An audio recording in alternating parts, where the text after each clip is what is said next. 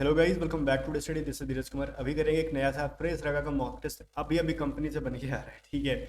इसको बनाओ और कोशिश करना कि आप इसमें से 20 प्लस सही कर लो। अच्छा सा लेवल होगा इसके अंदर का। हर चीज़ का लेवल मैंने अच्छा खासा रखा है।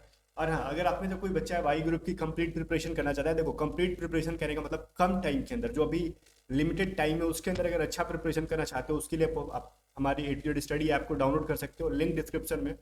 वहाँ पे एक बैच है आपके लिए, स्पेस वॉरियर, जहाँ पे आपको रिकॉर्डेड क्लासेस मिलेंगी। आप दिन में जितने बजे क्लास को देखना चाहते हो और जितनी बार देखना चाहते हो देख पाओगे।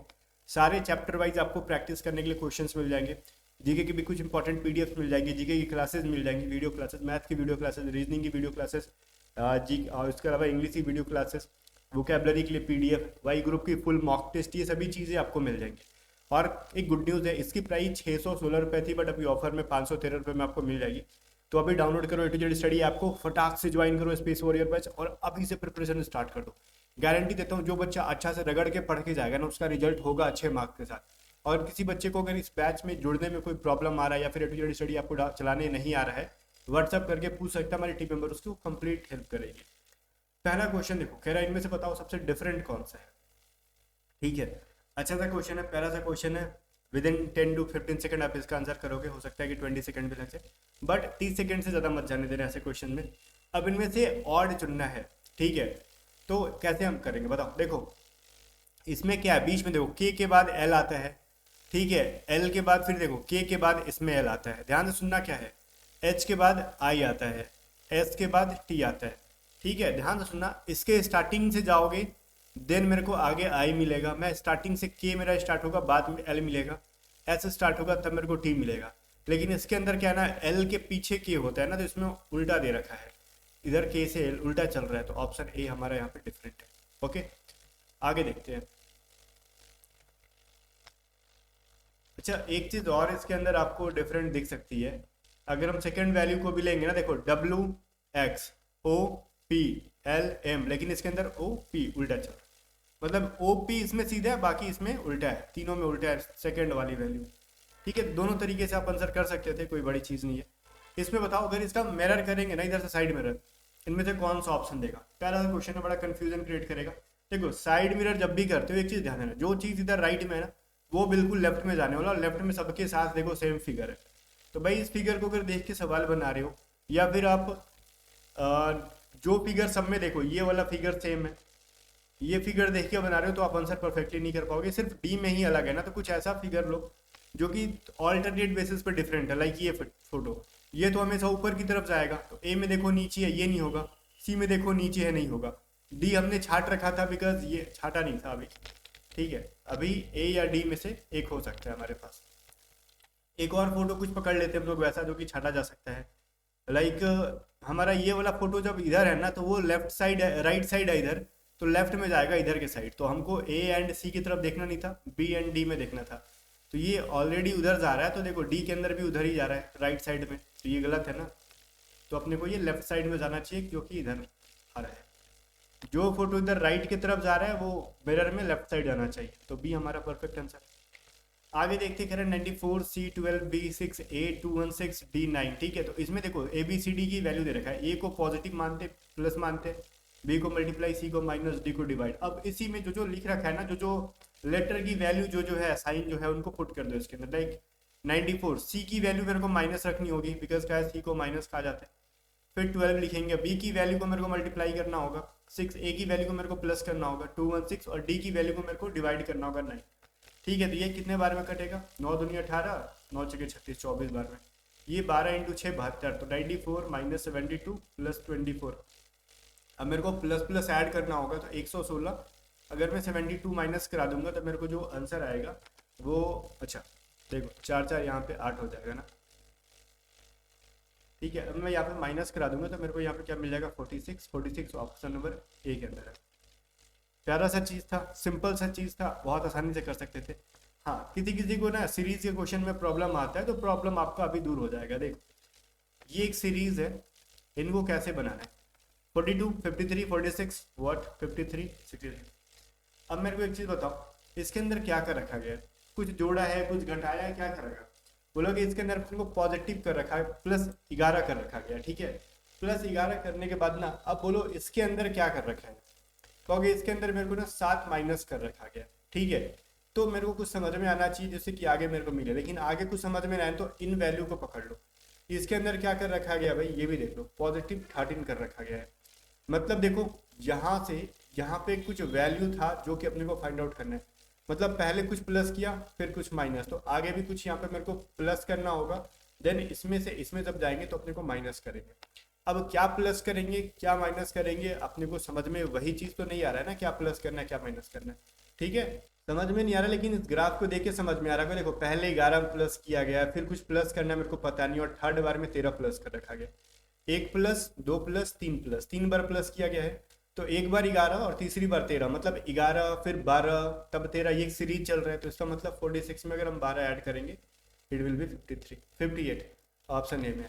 सेम चीज करके देख लो यहाँ पे, अब 58 में से ना यहाँ पे मेरे को 53 बनाना है, तो 58 में से अगर मेरे को यहाँ पे 58 बनाता हूँ तो मैं यहाँ पे क्या माइनस कराऊंगा कि मेरे को यहाँ पे 53 मिलेगा, तो अब ये चीज़ है 5, देखो ये -7 था, ये -5, आगे जाके -3 होगा, अगर आगे रहता तो यही सीरीज चलता, लेकिन उससे मेरे को कोई मतलब नहीं है, मेरे को पॉजिटिव वैल्यू से निकाल सकता हूँ। बट अगर दिमाग में कुछ और भी आपके लोचा चल रहा है, ऑप्शन चल रहे हैं, तो आप उससे भी बना सकते हो, कोई बड़ी चीज़। ओके, आगे बढ़ते हैं हम लोग। ऑल्टरनेट बेसिस पे भी इसको कर सकते थे, लाइक देखो 42 में ना मेरे को यहाँ पे 4 ऐड कर रखा गया है, ठीक है।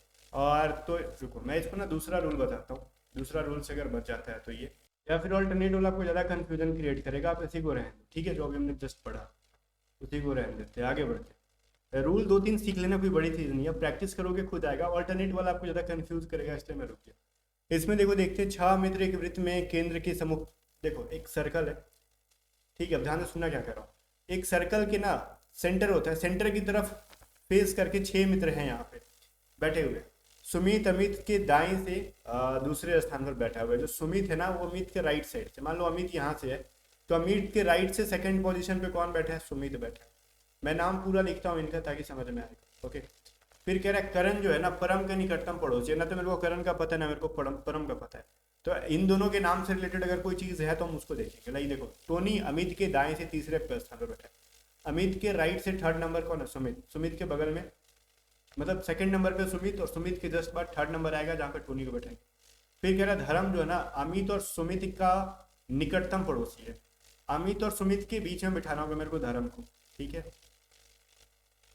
4 लोग बैठ गए, 2 लोग और हैं। करण जो है ना सुमित के दाएं से दूसरे स्थान पर है। अब सुमित के राइट साइड जब बढ़ेंगे तो फर्स्ट में टोनी है, सेकंड में कौन है, करण है। अब 5 लोग बैठ गए। अब एक चीज करण के बारे में देखो, टोनी जो है ना अमित के दाएं से, चलो ठीक है। करण जो है ना परम का निकटतम पड़ोसी, तो बचा कौन सा, परम, तो परम को यहाँ बैठा, करण का देखो पास का बन गया। तो सवाल क्या कह रहा है, करण जो है ना इधर कह रहा है परम के दाएं से चौथे स्थान पर कौन है, परम का राइट तो इधर आएगा, 4th नंबर पे कौन है, 1 2 3 एंड 4, अपना टोनी कक्कर है, ठीक है, ऑप्शन डी सही है हमारा। चलो 6 नंबर क्वेश्चन देख रहे हैं। कोल्ड को ना ये लिखते हैं हम लोग 64, कोल्ड को ना COLD को हम लिखते हैं 6428, एंड हम TIDE टाइड को क्या लिखते हैं ना 9673। तो कहता है डी की वैल्यू क्या हो जाएगी, भाई देखो डी दोनों के अंदर छुपा है, अब इनके अंदर कौन सी वैल्यू छुपी है, 6 तो जो वैल्यू देखो दोनों को इंग्लिश में क्या है ना, लेटर में डी छुपा है और इंग्लिश मैथ के डिजिट में 6 छुपा है, मतलब डी को हमने 6 से डिकोड कर रखा था, जो चीज़ें दोनों के अंदर सेम कॉमन आ रहा है, तो डी की वैल्यू क्या हो जाएगी, बी 6। आगे बढ़ते हैं। 7 में कह रहा है यूरोप, यूनाइटेड किंगडम और लंदन, इनका एक वेन डायग्राम बनाओ। अब इसका वेन डायग्राम बहुत ईजी है अगर आपको इन तीनों का मतलब पता होगा। यूरोप क्या है, यूरोप एक महाद्वीप है, कॉन्टिनेंट, ठीक है। यूरोप के अंदर क्या है ना, आपको क्या करना है, कंट्रीज बताना है, तो सबसे पहले क्या आएगा, लंदन या फिर यूनाइटेड किंगडम। तो यूरोप के अंदर यूनाइटेड किंगडम आता है और किंगडम के यूनाइटेड किंगडम के अंदर लंदन आता है, ठीक है। तो ऑप्शन क्या हो जाएगा, डी, ठीक है। चलो आगे कह रहे हैं हम लोग एक अल्फ़ाबेट सीरीज का है, इस सीरीज को ध्यान से पढ़ेंगे खुद बन जाएगा। लाइक देखो ZFKQBCMNFWQJHHTSC, ठीक है। देखो एक चीज मैं देखता हूँ यहाँ पे, Z के बाद मेरे को B है, तो Z के बाद क्या आता है, A एंड B, मेरे को +2 कर रखा गया है। फिर मेरे को B के बाद में अगर +2 करूंगा तो मेरे को क्या मिलेगा, D, D के बाद देखो +2 करोगे तो F आ जाएगा, करेक्ट, ठीक है, नो प्रॉब्लम। मेरे को एफ के बाद सी आया, मतलब मेरे को 3 बार पीछे गया है। तो सी के बाद मैं -3 करूंगा तो मेरे को क्या मिलेगा? तो जेड, क्योंकि जेड के बाद ए बी सी, तो जेड मिलेगा। तो डी जेड से ऑप्शन मेरे को ए के अंदर भी है एंड डी के अंदर भी है, तो और आगे बढ़ते हैं हम लोग।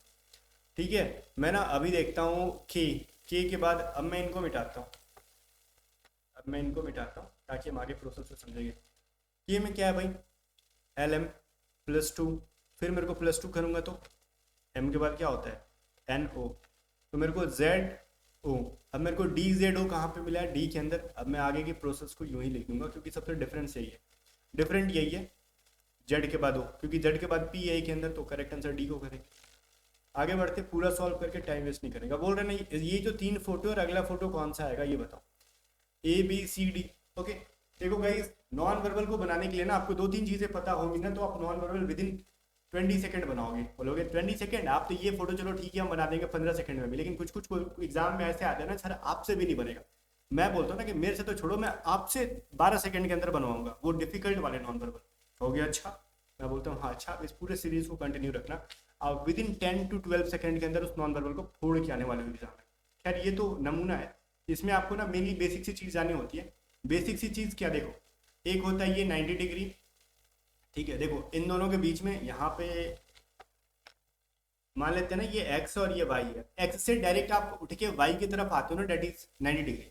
ओके, लेकिन आप ये y और x के बीच में जो z है ना, तो x और z के बीच में 45 डिग्री बना, और x एंड z के बीच में 45 डिग्री बना।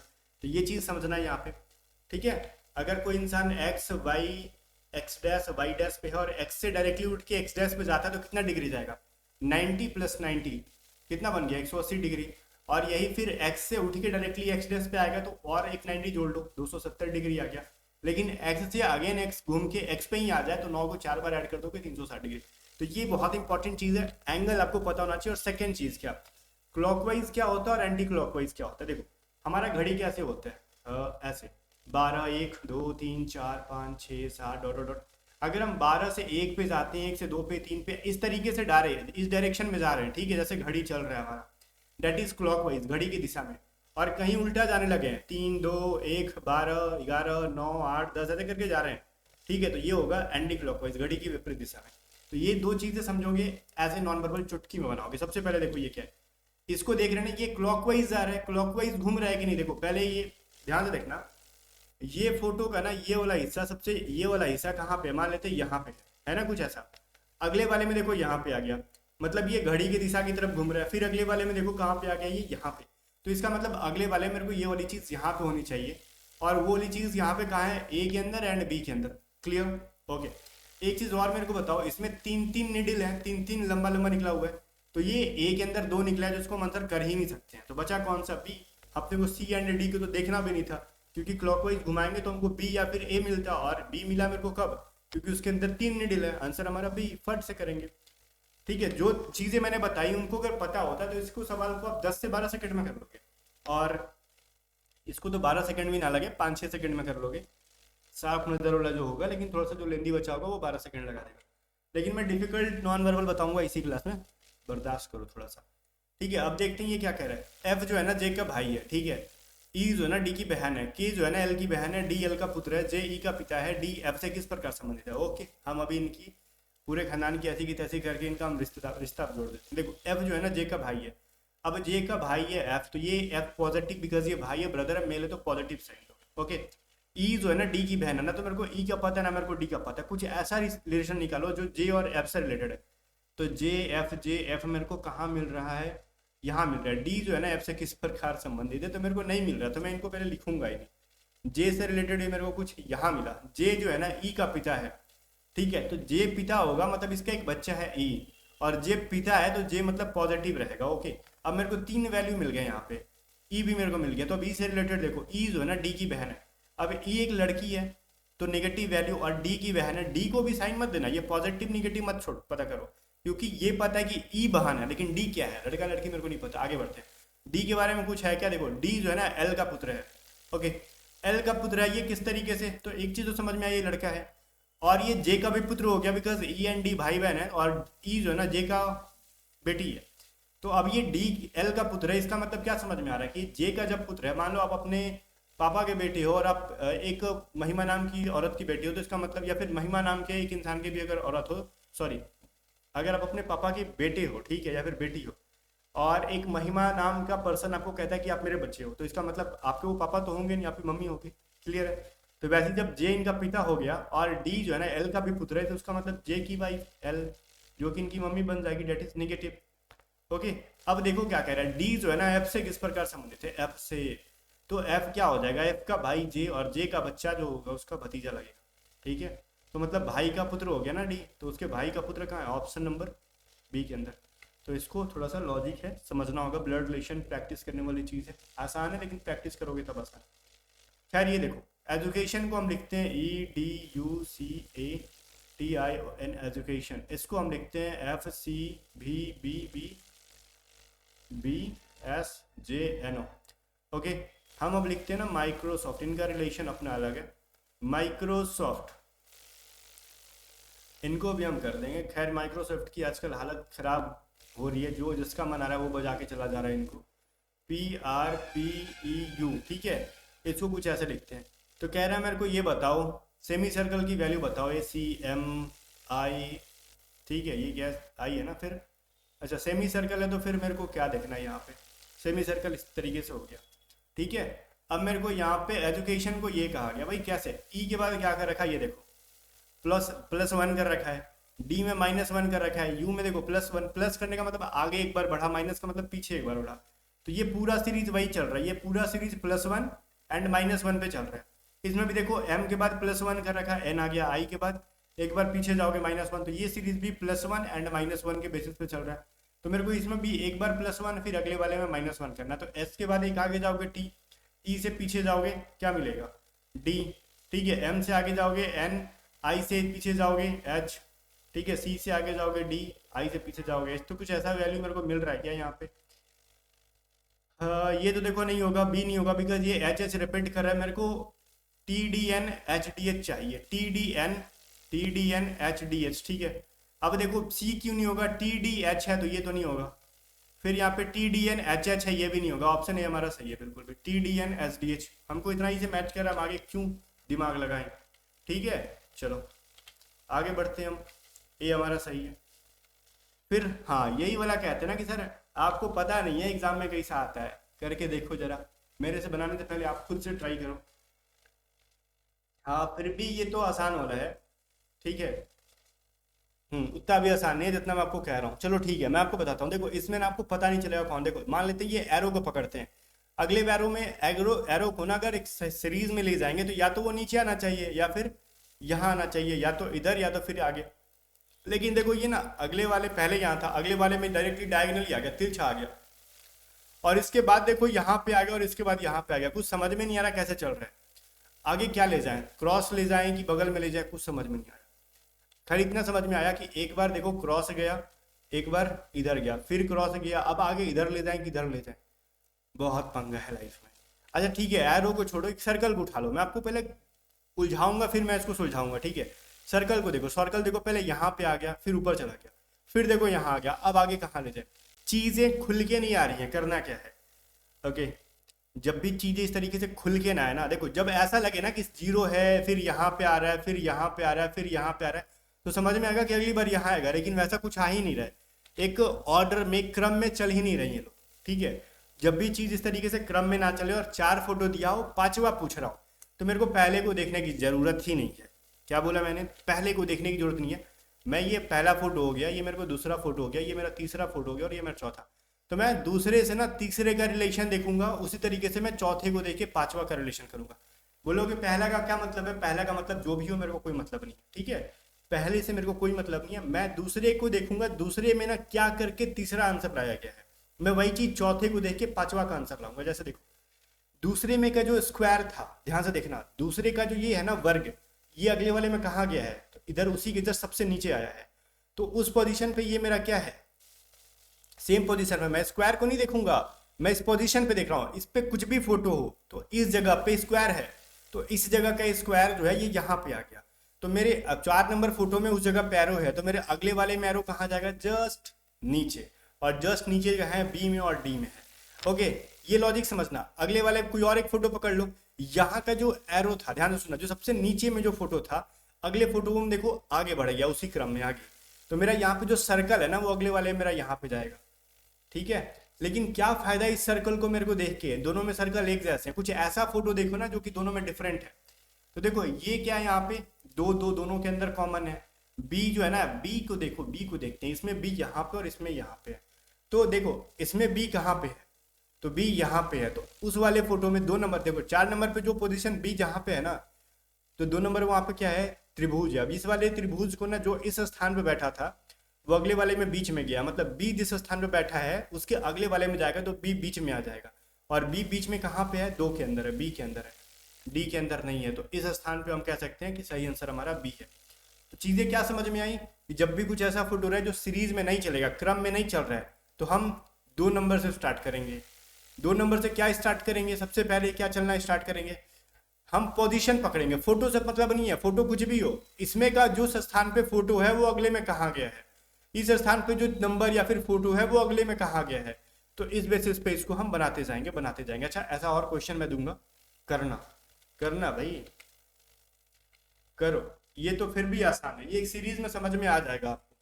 मैं थोड़ा सा डिफिकल्ट वाला चीज दूंगा आपको, ठीक है, ये तो आसान है आप कर लोगे, ये वाला चीज आपको समझना होगा, ठीक है। मैं इसको पहले कर लो फिर वो वाला कराऊंगा आपको। लाइक देखो एम पहले यहाँ पे था, उल्टा हो गया आगे जाके, ठीक है, मतलब ये एक मान लो 3 पोजीशन बना रहा है ना, तो पहले यहाँ पे जा रहा है, फिर यहाँ पे, फिर यहाँ पे, एक सीरीज में जा रहे हैं इस तरीके से। लेकिन देखो एम जब ऊपर गया उल्टा हो गया, फिर जब एम नीचे आया सीधा हो गया, फिर एम जब आगे गया ना उल्टा हो गया, मतलब एम एक बार सीधा है, एम एक बार उल्टा, फिर एम सीधा है, एक बार उल्टा। तो अगले वाले में एम जो पहले जब उल्टा है तो अगले वाले में सीधा होगा, तो डी को तो लेने का ही नहीं, और अगले वाले में एम इधर टॉप पे जाएगा, सीधा रहेगा, तो टॉप पे जाके सीधा बी के अंदर है। तो ये बहुत ही आसान सा क्वेश्चन था जो हर बच्चा करना चाहिए। इसको अगर छोड़ोगे तो कम से कम 1000-1500 बच्चों से पीछे जाने वाले हो आप कंपटीशन में, 1000 क्या 2-4 हजार बच्चों से, आराम से 2-4 हजार बच्चे इसका आंसर सही करेंगे। लेकिन इसका सही करने में थोड़ा सा बच्चों को सोचना होगा, ठीक है, क्योंकि ये उतना आसान नहीं है, एक सीरीज में नहीं काम कर रहा। देखो सर्कल पहले यहाँ पे था भाई, ये नुबड़ा की तरह यहाँ चल गया, कभी इधर चल गया, कभी ये चल गया, ऐसे क्रम में नहीं जा रहा कि एक बार यहाँ आएंगे, एक बार यहाँ आएंगे, एक बार ऐसा ऐसा कुछ नहीं है। जब भी ऐसा कुछ ना रहे ना, तो मेरे को 1 2 का 4 करने का, ठीक है, मेरे को 1 नंबर को देखने का ही नहीं है। 2 नंबर पे देखो मैं क्या करूंगा, यहाँ पे जो मेरा त्रिभुज था ना, ध्यान से देखना, 2 तरह का त्रिभुज है, एक सीधा त्रिभुज है, एक उल्टा, मतलब एक सीधा ट्रायंगल, एक उल्टा ट्रायंगल, दोनों सब में देखो, सब में। तो मेरे को जो इस पोजीशन पे ना सीधा वाला ट्रायंगल है, और अगले वाले में सीधा ट्रायंगल कहाँ जाता है, इस पोजीशन पे आता है, मतलब इस पोजीशन पे मेरा जो स्क्वायर है अगले वाले में कहाँ जाएगा, यहाँ पे आएगा। और अगले वाले में स्क्वायर कहाँ पे है, तो ए के अंदर है। मैंने कर दिया आंसर ना इसको। अगर आप, मैं तो समझा रहा हूँ तो टाइम लगा रहा हूँ, लेकिन आप समझ जाओगे जब करोगे तो इसको कितना सेकंड लगाओगे, कहोगे सर हम तो 5-6 सेकंड में मार देंगे। खैर हर क्वेश्चन एक फिगर पकड़ के नहीं आएगा, हो सकता था कि 2-3 गो में अगर ये स्क्वायर को अगर यहाँ पे कर देता तो टाइम लगता, और चीज़ों को पकड़ के करने में 12 से 15 सेकंड के अंदर आप कर लोगे। मैं प्रूफ करूं कि ये सही है कि गलत है, तो खैर देखो ए बी सी के अंदर देखो ट्रायंगल सीधा वाला है, डी के अंदर यहाँ पे है। तो मेरे को ये बता देता हूँ ना कि यहाँ पे जो सीधा वाला ट्रायंगल है ना, यहाँ पे वो अगले वाले में कहाँ जाएगा।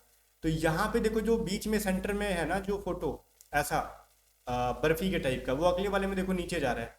तो मेरा ये जो सीधा वाला ट्रायंगल है वो कहाँ जाएगा, इसके नीचे जाएगा।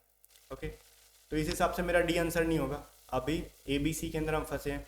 अब मैं देख रहा हूँ ना, सर्कल मेरा यहाँ पे था ना, ओके, मेरा सर्कल देखो ऊपर की तरफ बीच में आ गया। ओके, तो मतलब यहाँ पे जो फोटो है, मैं सर्कल से कोई मतलब नहीं है, या इस पोजीशन पे जो फोटो है, तो मेरे को 4 नंबर पे इस पोजीशन में उल्टा ट्रायंगल है, तो उल्टा ट्रायंगल मेरे को अभी टॉप पे आ जाए, सेंटर पे लेके आके, तो टॉप पे जाके सेंटर में कहाँ पे है, ए के अंदर है। तो मैं बस प्रूफ कर रहा हूँ कि मैंने जो तरीका बताया वो 100% सही है। ये मैं सोचना कि मैं इतना कम टाइम के अंदर करवा दे रहा हूँ तो गलत करवा दूंगा, नहीं, 100% सही कराऊंगा। इस लॉजिक को लगाना एग्जाम में, फिर जब आओगे ना तो कहोगे सर आज तक आपने जो तरीका बताया नॉन वर्बल का किसी ने नहीं बताया था, और कम टाइम के अंदर सॉल्व करने का। ओके चलो इसको करो। ये तो फिर एक सीरीज में जा रहा सीधा सीधा, बोलोगे उतना भी सीरीज में नहीं जा रहा हमारा। देखो ट्रायंगल पहले यहाँ पे है, फिर यहाँ पे गया, फिर छोटा यहाँ चला गया, कौन सा सीरीज है। सीरीज में जाता तो यहाँ जाने के बाद तो नीचे आना चाहिए था ना, लेकिन डायरेक्टली यहाँ जंप मार दिया। लाइक स्क्वायर देखो यहाँ है, अगले वाले में यहाँ आ जाता है, इसके बाद यहाँ आ जाता है, ये थोड़ी सीरीज है। ओके, एक चीज समझो, यहाँ पे चीजों को किस तरीके से इसके अंदर समझना है। हम स्क्वायर है यहाँ पे, ओके, अब यहाँ पे 5 फोटो है नहीं, तो हम इसको 1 2 3 4 करेंगे। जो फोटो यहाँ पे था अगले वाले में देखो यहाँ आ गया, ओके ना। तो इस तरीके से जो फोटो मेरा यहाँ पे है अगले वाले में मेरा यहाँ पे आना मांगता है, तो अगले वाले में ए एंड बी के अंदर है, क्लियर है, ए एंड बी के अंदर है, तो मेरे को या तो ए होगा या फिर बी होगा, इन दोनों में से कोई होगा। अब ए एंड बी के अंदर देखो ये 3 फोटो ना, ध्यान से देखना, ये 3 फोटो ना भाई, ये ध्यान से सुनो, ये 3 फोटो एक ही जगह पे है, तो ऊपर के 2 फोटो को मेरे को ध्यान से देखना होगा, ये शार्प दिमाग लगाना, अदरवाइज ये नहीं कि इन दोनों फोटो पकड़ के भी बैठे लगना, खोजने लगना। ऊपर का देखो, ऊपर में जो ये सर्कल है, जो भी है, एलिप्स है, और ये देखो जहाँ पे है वो सेम तो एज इट इज अगले वाले में होंगे नहीं, तो ये सर्कल भाई अगले वाले में देखो यहाँ पे होगा नहीं, तो बचा कौन सा, बी। अच्छा विश्वास नहीं है, देखो यहाँ पे जो ट्रायंगल था ना अगले वाले में, देखो इधर गया कॉर्नर पे, तो यहाँ पे सर्कल अगले वाले में इधर जाएगा ना, तो ये भी लॉजिक लगा सकते थे, तो हमारे हिसाब से बी आंसर सही है। तरीका वही लगाया, खाली यहाँ पे ध्यान देना, पिछले वाले में 4 फोटो दे रखे थे, 5वां पूछा था, इसमें 3 फोटो दे रखा है, चौथा पूछा है।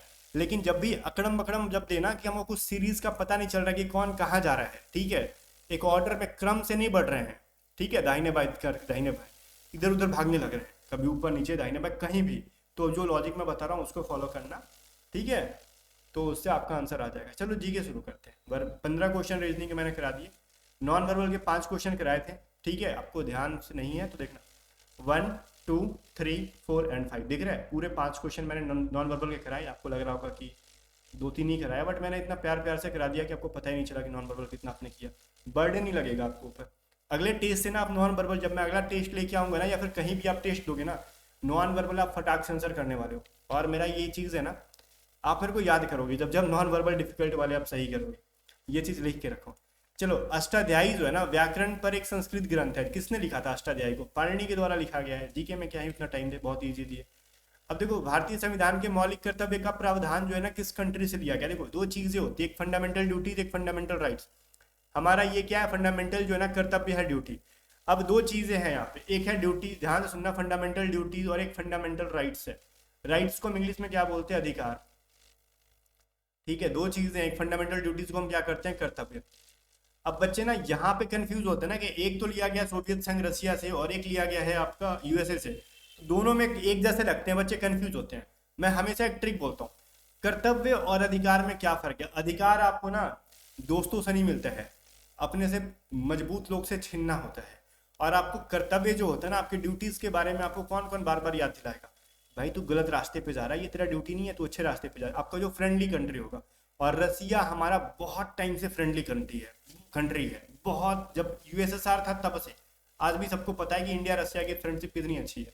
इसलिए कर्तव्य के बारे में कौन बताता है, यूएसएसआर, जिसको हम कहते हैं ना सोवियत संघ, ठीक है, अभी रसिया के नाम से जाता है, सोवियत संघ टूट के बंद तो लिया, अभी प्रेजेंट में उसको रसिया के नाम से जानते हैं, लेकिन ये यूएसएसआर से उस टाइम भी लिया गया था, और उस तब से हमारा फ्रेंडली कंट्री है।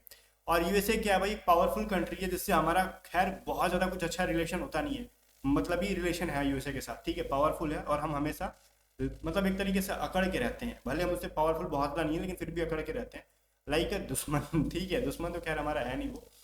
तो हम अधिकार मांगते हैं पावरफुल लोगों से, अधिकार की बात करते हैं, तो इस तरीके से याद रखोगे, यूएसए के सामने हम अधिकार का जिक्र करेंगे, यूएसएसआर के सामने अपने मौलिक कर्तव्य का, बिकॉज हमारा फ्रेंडली है यूएसएसआर, ठीक है, तो ये चीज़ है, इस तरीके से याद। मैं टाइम देखो ज़्यादा लगाता हूँ, बट कंटेंट तो देने की कोशिश करता हूँ ताकि आपको याद हो जाए, वैसा नहीं कि मैं आपको आज दे दूँ कल भूल जाओ, चीज़ें कुछ इस तरीके से बताओ ना कि आपके जन्म जन्मांतर तक आपके माइंड में बैठे, अदरवाइज पढ़ाने का कोई मतलब नहीं है, ठीक है। हर चीज़ें तो नहीं बैठाई जा सकती, बट फिर भी जो चीज़ें ज़्यादा कन्फ्यूजन वाली चीज़ होती है वो बैठा सकते हैं। लाइक देखो, निम्नलिखित में से कौन सा नृत्य जो है ना, उत्पत्ति दक्षिण पूर्व भारत में हुआ है? अब मेरे को एक बात बताओ, छऊ कहाँ का है? मेनली ये उड़ीसा का है, उड़ीसा के अलावा आपका वेस्ट बंगाल और झारखंड में भी देखने के लिए मिल जाता है, ओके। अब सत्रिया कहाँ का है? असम का है। कथक कहाँ का है ये बताओ मेरे को? कथक जो आपका केरल का है, ठीक है। कुचिपुड़ी जो है ना आंध्र प्रदेश का है। अब लेकिन सवाल देखो, ये किसी स्टेट का नाम नहीं दिया, लॉजिक समझना यहाँ का है, दक्षिण पूर्व भारत।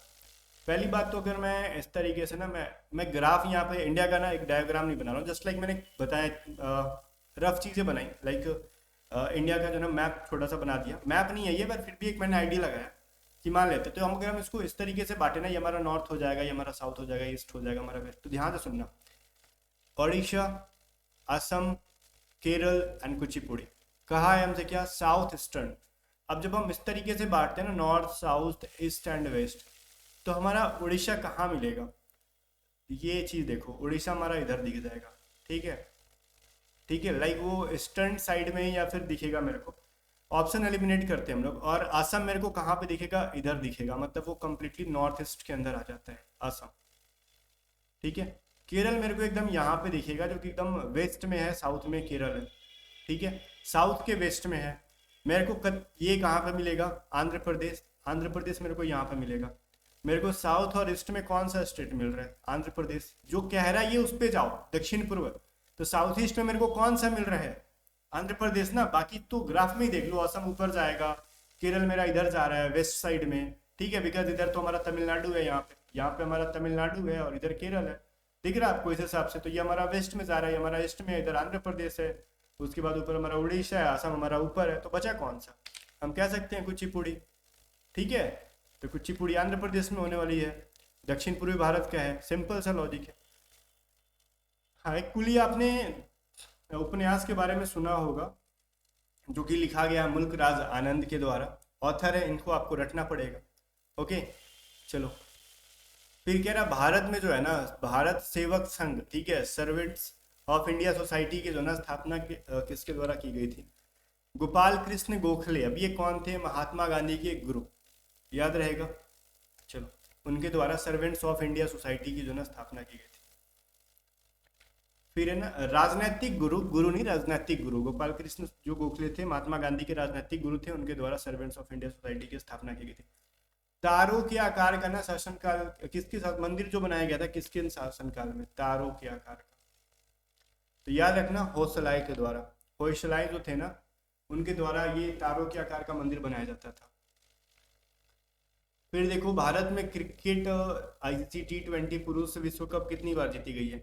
अच्छा बताओ, लास्ट कब बार जीते थे हम लोग आईसीसी T20, 2007 में, और एक बार 2024 में भी जीता हमने। तो इस 2024 से पहले अगर सवाल ये आता तो आप आंसर एक करते, बट अभी आ रहा है तो आप दो आंसर करो। ठीक है, 2007 एंड 2024। ये सवाल मैंने क्यों दिया, बिकॉज लेटेस्ट है, करंट अफेयर से रिलेटेड है, तो मैं भी पूछ दिया आपके एग्जाम में कि लास्ट बार कब जीता था, तो 2007 में। ठीक है, एयरफोर्स अब ऐसा शेड्यूल क्वेश्चन पूछ रहा है इतना डिटेल में जा जाके, इसलिए मैं लेके आ रहा हूँ ऐसा।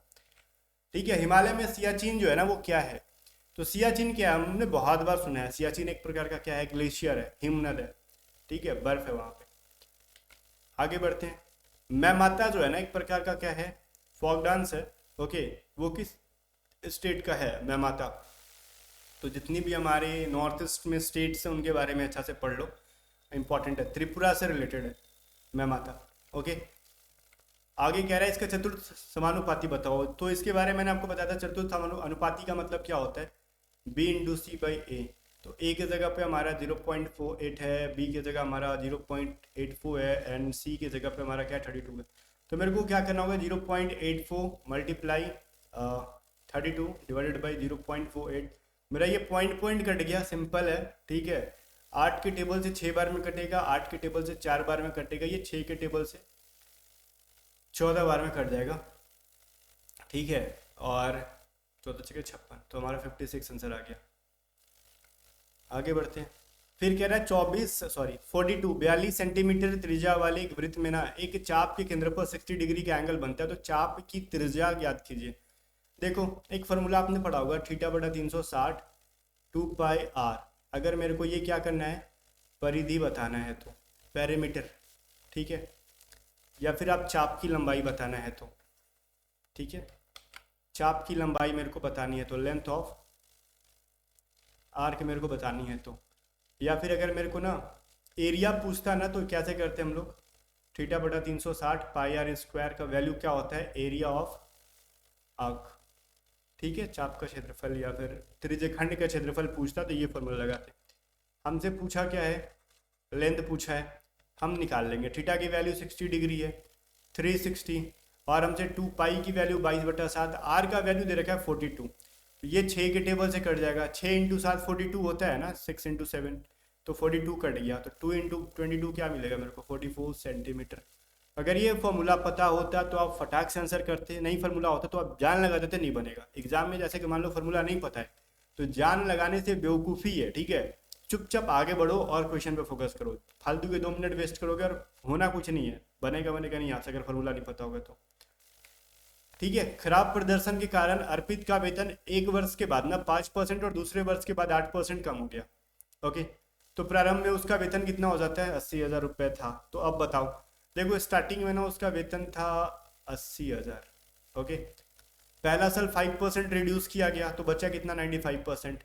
सेकेंड ईयर फिर उसको 8% रिड्यूस कर दिया गया, अब 92%। अब क्या करना अपने को, मल्टीप्लाई। ठीक है, तो 800 नहीं 800 नहीं, 0000 कटेगा तो चारों जीरो कट गया। 8 इंटू 95 इंटू 92 कर लो, 696, 20 आंसर आ जाएगा आपका। या फिर मैंने गलती लिख दिया यहाँ, मेरे को मैंने सोचा ना कि मेरे को इसका आंसर याद है, तो 69920 आंसर हो जाएगा इसका। ठीक है, मल्टीप्लाई कर लो, मैंने मल्टीप्लाई किया नहीं इसका, मैंने रैंडम लिख दिया था। इसका आंसर यही होगा। ठीक है, बिना मल्टीप्लाई किए मैंने लिख दिया था, इसका आंसर हालांकि बी है। ठीक है, आप मल्टीप्लाई करके ट्राई कर लेना, लेकिन आपको फोकस करना है यहाँ पे कॉन्सेप्ट पे कि क्या किया गया। पहले 80,000 था, लेकिन बदमाशी कर रहा होगा, कुछ नौटंकी कर रहा होगा काम में, तो उसको 5% कम कर दिया गया। तो अब उसको वेतन ना 80,000 का 95% मिलता। अब उसकी वैल्यू जो होगी वो होगी अलग चीज़ है, लेकिन फिर दूसरे साल फिर नौटंकी किया गया तो 8% कम कर दिया गया। तो अब पूरे वैल्यू की 8% कम करेंगे, वैल्यू 92% बचेगा। सॉल्व कर देना है।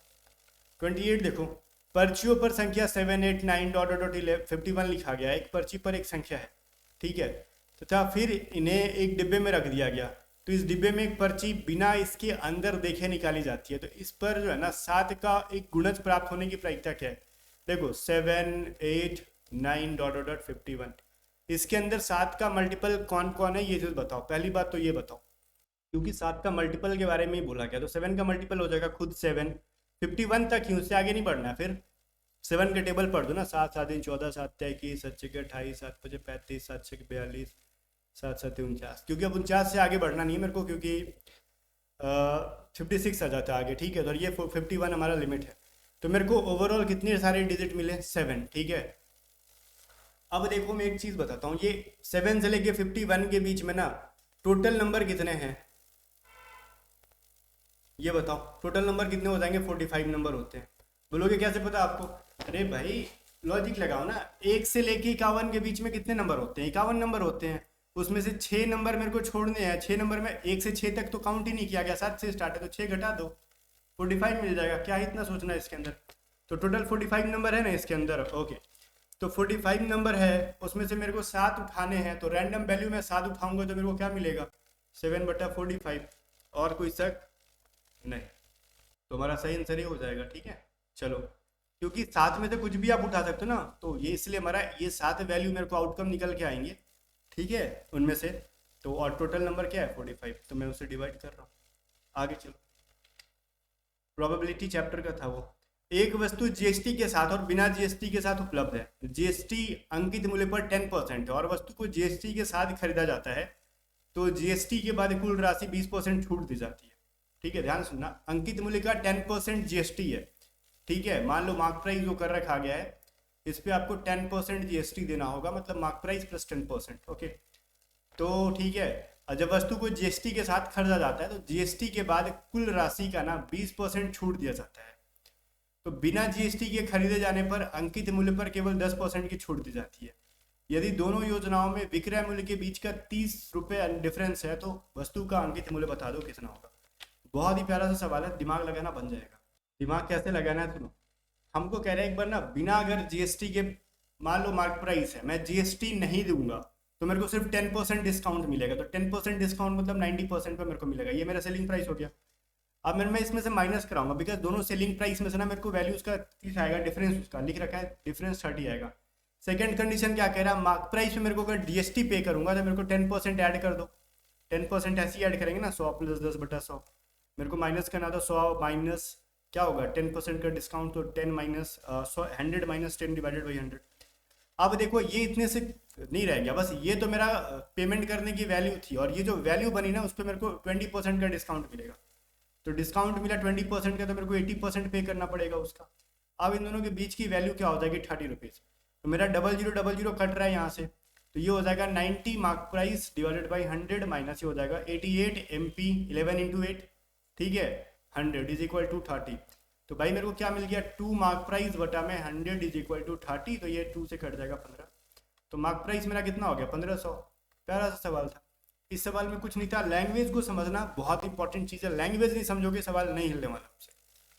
आगे देखो, एक नाव जो है ना धारा, एक नाव द्वारा धारा के अनुकूल, ठीक है, अच्छा ठीक है मैं समझ गया, हाँ मैं पढ़ने में कंफ्यूजन था, द्वारा और धारा एक साथ लिखा था ना, तो मैं सोच रहा था क्या है। एक नाव द्वारा धारा के अनुकूल एक निश्चित दूरी तय करने के लिए लिया गया समय, धारा के प्रतिकूल समान दूरी तय करने के लिए लिया गया समय का 40% है। तो स्थिर जल में ना नाव की चाल और धारा की प्रतिकूल नाव की चाल का क्या रेशियो है, ध्यान से सुनना। यहाँ पे इन्होंने स्पीड 1 और स्पीड 2 दे रखा है। किस चीज का स्पीड दे रखा है भाई, धारा के अनुकूल, मतलब डाउन स्ट्रीम और अप स्ट्रीम का। तो अप स्ट्रीम अगर 100 है ना, तो डाउन स्ट्रीम उसका 40% है, तो ऑब्वियस चीज है 40 हो जाएगा। और डाउन स्ट्रीम में हमारा स्पीड कम होता है, बिकॉज हम तेज चल रहे होते हैं जिस दिशा में स्ट्रीम जा रही है, धारा जा रही है। मान लो पानी जिधर बह रहा है उधर आप भी जाओगे, नाव चलाओगे तो जल्दी पहुंच जाओगे ना, तो स्पीड आपका क्या रहेगा। टाइम का ये है, यहाँ पे टाइम का ये दे रखा गया है, टाइम का रेशियो है, तो टाइम आपका क्या लगेगा, कम ही लगेगा। तो 0 0 कट के 2:5, ये किस चीज का रेशियो है, टाइम का रेशियो है अकॉर्डिंग टू क्वेश्चन। अब मेरे को डाउन स्ट्रीम और अप स्ट्रीम का ना, अगर मेरे को स्पीड का रेशियो चाहिए तो टाइम का जस्ट उल्टा हो जाता है अगर दो लोग रहते हैं। तो 5:2 क्या हो जाएगा, मेरे को स्पीड का रेशियो मिल गया। अब चीजें समझना क्या मैं कह रहा हूँ, ये हो गया। अब कह रहा ना कि देखो स्थिर जल में नाव की चाल, ओके। अब d बराबर क्या होता है, x प्लस वाई, नाव की चाल प्लस धारा की चाल, और u बराबर क्या होता है, x माइनस वाई, ओके, नाव की चाल माइनस स्ट्रीम की चाल, ओके। अब कह रहा है स्थिर जल में नाव की चाल। अब स्थिर जल में नाव की चाल क्या हो सकती है, 5, ओके, नहीं 5 नहीं होगा। देखो स्थिर जल में नाव की चाल जब मेरे को निकालना होता है तो उसकी वैल्यू हम कैसे निकालते हैं, तो सिंपल सा एक फॉर्मूला है। अब d प्लस यू बाई 2 कर लेते हैं, ठीक है। तो हम क्या कर लेंगे यहाँ पे 5 + 2 बाई, इनका रेशियो जो है उनको रहने दो, बाई 2। अब रेशियो, अब ध्यान से सुनना क्या कह रहे हैं, धारा के प्रतिकूल नाव की चाल, तो धारा के प्रतिकूल u की वैल्यू क्या है, 2 है, तो हम यहाँ पे 2 रख लेते हैं। अब इनको मेरे को इन फार्मूला को लिखने का कोई मतलब नहीं था, हम यहीं पे लिख देते हैं इसको, स्पेस फालतू का जा रहा है। 5 + 2 बाई 2 रेशियो, हम यहाँ पे लिख सकते हैं 2, तो क्या मिलेगा मेरे को 7 रेशियो, ये क्या हो जाएगा मल्टीप्लाई होकर जाके यहाँ पे, तो 7:4। अब ध्यान से सुनो, इन्होंने डाउन स्ट्रीम और अप स्ट्रीम की वैल्यू नहीं पूछी है जो आप 5:2 करके निकल लोगे। बहुत सारे बच्चे यहाँ पे 5:2 करके निकल लेते हैं। सवाल पढ़ो अच्छे से, स्थिर जल में नाव की चाल पूछा गया है ये, ठीक है, और आगे जाके धारा के प्रतिकूल नाव की चाल। तो अप स्ट्रीम तो पूछा है लेकिन डाउन स्ट्रीम नहीं पूछा, डाउन स्ट्रीम की जगह पे ना वो स्थिर जल में नाव की चाल पूछ रहे हैं।